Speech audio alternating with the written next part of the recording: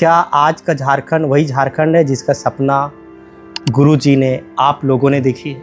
उसी समय निर्णय हुआ कि जब तक अपना पार्टी नहीं रहेगा। वह कौन सी घड़ी थी जब आपको लगा कि यह शख्स सिर्फ एक नेता नहीं बल्कि जननायक है? इतना सुखी संपन्न राज होते हुए भी अभी तक लोग पिछड़े हुए हैं। मुख्यमंत्री जी को क्या कहना चाहेंगे जब गुरुजी के वो पुत्र हैं, झारखंड की कमान उनके साथ है?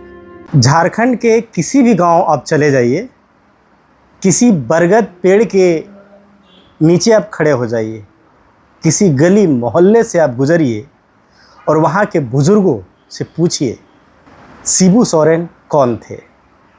वह बताएंगे कि शिबू सोरेन कोई राजनीतिक राजनेता नहीं थे। वह एक ऐसे शख्स थे जिन्होंने अपने सीने को आगे करके गोलियां खाई है, महाजनों की लाठियां खाई है, तब जाके उन्होंने झारखंड राज्य लिया है। चलिए आज हम इसी संदर्भ में बात करेंगे, क्योंकि आज गुरु जी की दिसोम गुरु शिबू सोरेन की पहली पुण्य तिथि है। ठीक आज ही के दिन 4 अगस्त 2025 को दिसोम गुरु शिबू सोरेन ने सर गंगाराम अस्पताल दिल्ली में अंतिम सांसें ली थी। और ठीक मैं आज दिल्ली में हूँ और मेरे साथ खास बातचीत करने के लिए दिसोम गुरु शिबू सोरेन के आंदोलन के साथी रहे नलिन सोरेन जी हैं, जो दुमका लोकसभा क्षेत्र से, संसदीय क्षेत्र से सांसद भी हैं, कई बार के विधायक भी हैं और गुरु जी के साथी रहे हैं। सीधे तौर से हम उनसे जुड़ते हैं और बात करते हैं। नलिंदा, आज गुरु जी की पहली पुण्यतिथि है, आप गुरु जी के साथ रहे हैं। गुरु जी अब नहीं हैं। आज ही के दिन सर गंगाराम अस्पताल में अंतिम सांसें ली थी। आज उनकी प्रथम पुण्यतिथि पे आप क्या कहेंगे? देखिए, सबसे पहले आज गुरु जी को हम नमन करते हैं और उसी नमन में श्रद्धांजलि अपने ओर से दे रहे हैं। और आज जो गंगाराम अस्पताल में आज इनका अंतिम इस देश, इस राज्य से, इस पृथ्वी से अंतिम सांस लिए, उसके लिए हमें भी काफ़ी दुख है। क्योंकि उन्होंने सबसे पहले यहाँ के लोगों को जागरूक करने का काम किया। यहाँ के जो मूलवासी, आदिवासी जो भी हैं, उनको अपना अधिकार के लिए उन्हें आगे बढ़ाने का काम किया और उन्हें ये भी आदेश दिया कि शिक्षा बहुत ही ज़रूरी है। आप शिक्षित हों तो निश्चित रूप से आप शिक्षित होंगे तो निश्चित रूप से अपना परिवार से लेके पूरे देश का कैसे उन्नति होगा, किस तरह से लोग को शिक्षा प्राप्त करने से आगे बढ़ेंगे, ये शिक्षा, ये एक संदेश उन्होंने हमेशा दिया है। गुरु जी से आपकी मुलाकात कब हुई थी और किन परिस्थितियों में हुई थी? उस वक्त शिबू सोरेन कैसे थे? देखिए, गुरु जी सबसे पहले हम लोग एक बैठक में, अपने घर के पास एक बैठक में, साइमन मरंडी साहब जो उस वर्तमान में विधायक थे, और उन्होंने एक संदेश हम लोगों को दिए कि हम लोग को क्षेत्र का विकास के लिए और यहाँ के लोग कैसे जागरूक, इसलिए हम एक ऐसे व्यक्ति को हम लोग के पास लाएंगे जो हम लोग का नेतृत्व करेगा। वो मास लीडर है और उसी तहत में हम लोगों को जितने भी उस क्षेत्र के कार्यकर्ता थे, सबों ने उनको अधिकृत किया कि आप ले आए। और उसी तहत में साइमन मरंडी जो एमपी भी रहे, एमएलए भी रहे, उन्होंने लाने का काम किया। उसी समय से हम शिबू सोरेन को जानते हैं। उन्होंने पहले जो आंदोलन किए महाजनों के खिलाफ, इस महाजनों के खिलाफ उस आंदोलन में उन्होंने बहुत बड़ा भाग भी लिया था। और उसी के तहत में उस क्षेत्र का और संताल पना के जो भी महाजन वर्ग के वो लोग स्थिर हुए और लोगों को जागरूक करने का काम उन्होंने दिया। और जिसके चलते वो उस क्षेत्र के लोग आदिवासी मूलवासी जो भी है, जो भी नीचे तबके के जो भी व्यक्ति वो अधिकार जानने का प्रयास किए। महाजनी प्रथा और महाजनों के अत्याचार के खिलाफ जब गुरुजी ने लड़ाई शुरू की थी, उसके बाद दुमका आना कैसे हुआ था? शुरुआत में कितने लोग साथ थे और डर का माहौल क्या था उस समय? देखिए, वो टुंडी से उधर में जो उनकी लड़ाई थी महाजनों का, वो झारखंड का शुरुआती क्षेत्र जामताड़ा के बगल में आपको वहीं से शुरू हुआ। और वहीं से शुरू होने के बाद संथाल पड़ा इनके, उसका श्रेय साइमन मरंडी का है कि उन्होंने हम लोग के पास आए और दुमका लाने के बाद हम लोग उनकी बातों को समझे, उनके अनुयायी हम लोग बने और उसी के तहत में हम लोग उनके पीछे पीछे चले और उनके साथ आंदोलन का उन्होंने बिगुल बजाया महाजनी के खिलाफ में। उस क्षेत्र का महाजन और जो भी लोग थे जो उस क्षेत्र के रहने वाले, उन लोग जागरूक हुए, अपना अधिकार को समझने का काम किए। वही शुरुआती दौर का। उस दौर का कोई किस्सा सुनाइए जो जिस वक्त जंगलों में छिपकर रहना और पुलिस महाजनों से बचना, उस दौर का कोई किस्सा जो देखिए, वो संथाल पड़ना में जब आए, उधर आपका संथाल पड़ना में आने के बाद उस समय आंदोलन महाजन चरम सीमा में था और उनकी बातों को लेके पूरे संथाल पड़ना का हम लोग उनके साथ साथ चले और लोगों को जागरूक करने का काम किए।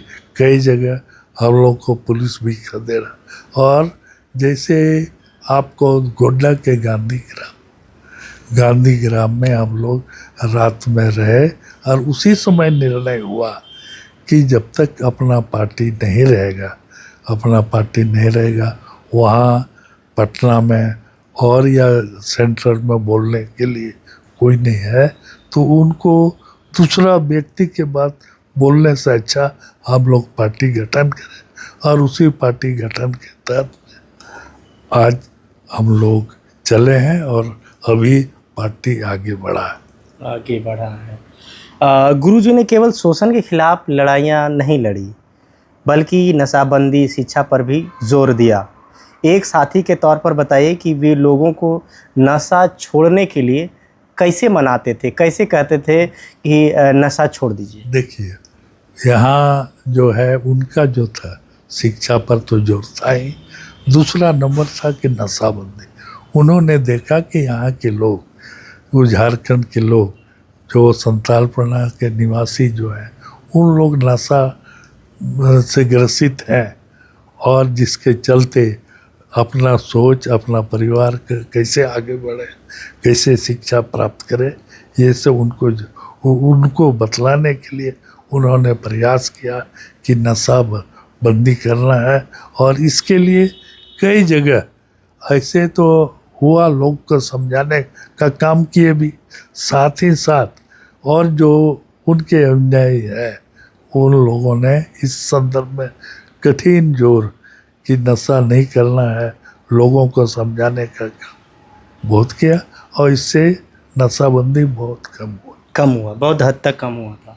आम शिबू सोरेन से दिसोम गुरु, देश के गुरु बनने का या जो सफ़र आपने अपनी आँखों से जो देखा है, वह कौन सी घड़ी थी जब आपको लगा कि यह शख्स सिर्फ एक नेता नहीं बल्कि जननायक है? देखिए, जब हम लोग आंदोलन कर रहे थे, हाँ, उनके साथ, तो आंदोलन के तहत में बहुत से बातें आते हैं, बहुत कठिनाई भी होती है और लोगों को समझाने का काम, शिक्षा, नशाबंदी और कैसे आगे बढ़े, इस संदर्भ में लोगों को जागरूक करने का काम उन्होंने किया।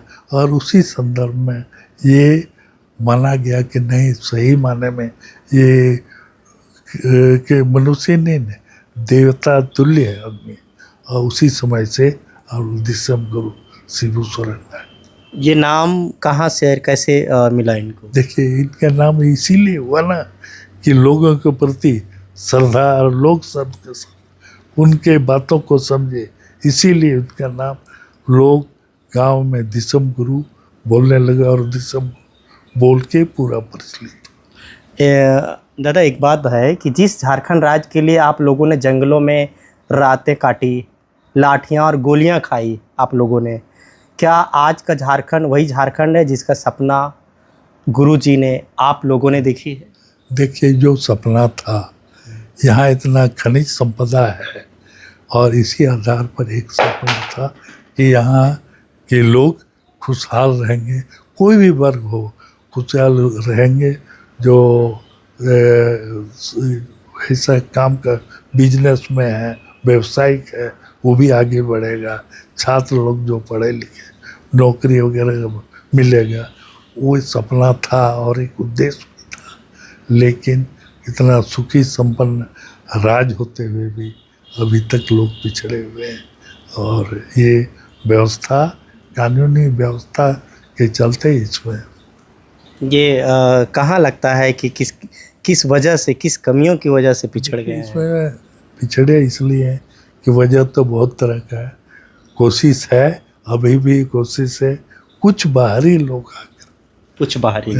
आकर के जो गलत ढंग से, यहाँ जब राज अलग हुआ उसमें भी से भी बाहरी लोग थे, और वही लोग गलत ढंग से बहुत तरह का नियम कानून बनाए जो यहाँ के शिक्षित परिवार के लिए सही माने में उस नहीं है। उस दौर की आंदोलन और त्याग वाली राजनीति और आज की कुर्सी और चुनावी वाली राजनीति में आप कितना अंतर देखते हैं? देखिए, अंतर तो है। पहले का जो चुनाव था, पहले चुनाव लोगों के बाद उनके ये समस्या को कैसे दूर हो, ये सब सोच के लोग वोट भी देते थे, राजनीति भी करते थे। और आज वो सब खत्म होकर के आज पैसे पर हो रहा है, जिसके चलते सही ढंग से ये काम नहीं हो पा रहा। गुरुजी की ऐसी कौन सी आदत या बात थी जो सिर्फ उनके बेहद करीब रहने वाले साथी ही जानते हैं, जैसे आप जैसे लोग? देखिए, सबसे ही तो नशाबंदी। अच्छा। उनका ही था कि नशाबंदी पूर्ण रूप से हो और साथ साथ शिक्षा पे जोर दिए थे। यही था। आज जब गुरुजी हमारे बीच नहीं है और उनकी पहली पुण्यतिथि पर 14 फीट की प्रतिमा लग रही है नेमरा में, और साथ में प्रदेश में कई स्थानों पर भी उनकी प्रतिमा, आदमकद प्रतिमा की स्थापना हो रही है, तो एक आंदोलनकारी साथी के नाते आपके दिल में क्या चल रहा है? देखिए, हम तो अभी वैसे दिल्ली में हैं, लेकिन यहाँ भी हम लोगों ने सोचा है कि झारखंड भवन में जो भी उनके, वहाँ पर हम लोग शाम के समय 5:30 6:30 बजे का निर्णय हुआ, सभी जो पार्टी के लोग हैं वहाँ माल्यार्पण करेंगे। और इस तरह से पूरे जो आदमकद पूरे झारखंड राज्य में जहाँ जहाँ निर्माण हुआ है आज के दिन, उसका उस प्रतिमा का शुभारंभ होगा, और पूरे राज्य में इस तरह चौक चौराहे उनकी मूर्तियाँ आदमकद लगेगा, ताकि लोग हमेशा देखें। यही जननायक है यहाँ के लोगों को जागृत करने वाला, और यही उन्हीं के चलते झारखंड राज्य भी बना। इनका उन्होंने अगुवाई किया था। वही खुशी में लोगों को एक संदेश है कि राज निर्माता यहाँ के लोग शिक्षित कैसे हों, सब कुछ उनको जानकारी देने। देखिए, समय भी हो रहा है, अभी सदन सत्र चल रहा है, लोकसभा का मानसून सत्र, और अभी आपको भी निकलना है, हम लोग दिल्ली में बैठे हुए हैं। अंतिम सवाल ये है कि आज के युवा पीढ़ी को आप क्या संदेश देंगे आप अपने तरफ से? देखिए, मैं अपने तरफ से मैं यही कहूँगा कि इस झारखंड राज्य को अच्छे ढंग से सजाएं और कैसे आगे बढ़ेगा, इसके लिए सभी नौजवान का सोच होना चाहिए। यही हम अपने ओर से हर नौजवान साथी से कहेंगे। एक शब्द में आप मुख्यमंत्री जी को क्या कहना चाहेंगे जब गुरुजी के वो पुत्र हैं, झारखंड की कमान उनके साथ है? देखिए, मैं उनके साथ हूँ और उनको यही कहेंगे हम कि राज्य को अच्छे ढंग से चलाने का काम सोच समझ के करें, ताकि ये गुरुजी का जो संदेश है उसको हम अच्छे ढंग से पूरे राज्य के लोगों को दे सकें। आपका जोहार है। तो ये थे हमारे साथ खास बातचीत करने के लिए नलिन सोरेन जी, जो दुमका के सांसद भी हैं, गुरु जी के साथ ही रहे हैं, आंदोलन के साथ ही रहे हैं। और इनके विचार और गुरु जी के बारे में जो इन्होंने बताए, ये बातें आपको कैसी लगी और आप कैसे देखते हैं जब गुरु जी की पहली पुण्यतिथि है? गुरु जी की यादें, उनके किए गए कार्य, उनके द्वारा दिया गया जो ये झारखंड है, उनको आप कैसे देखते हैं? क्या आपको भी गुरु जी की याद आती है?